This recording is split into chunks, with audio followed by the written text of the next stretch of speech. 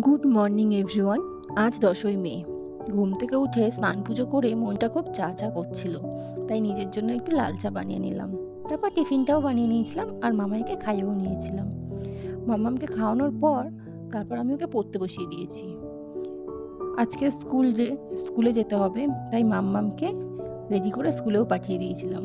আর আজকে ছিল আমার জন্মদিন, তাই এরা আমার স্কুলের বান্ধবী। ওরা আমাকে দুটো গিফট দিয়ে দিয়েছে। স্কুলের বান্ধবী দিদি বলেই ডাকি।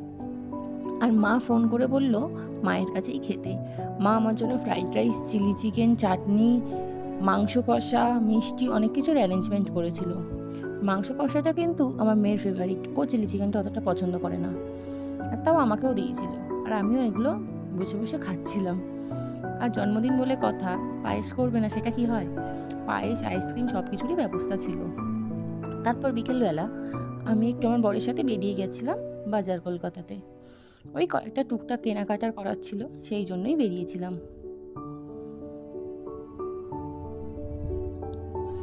এখানে এসে আমি আমার জন্য, আমার মেয়ের জন্য আর আমার বরের জন্য সবার জন্যই কিছু কেনাকাটা করেছি। আর আপনাদের যদি এরকম ভিডিও ভালো লাগে তাহলে অবশ্যই একটা করে লাইক দিয়ে দেবেন আর সাবস্ক্রাইব করে দেবেন।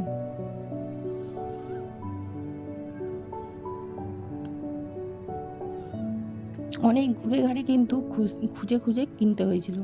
তারপর চলে এসেছিলাম একটা জুতোর দোকানে।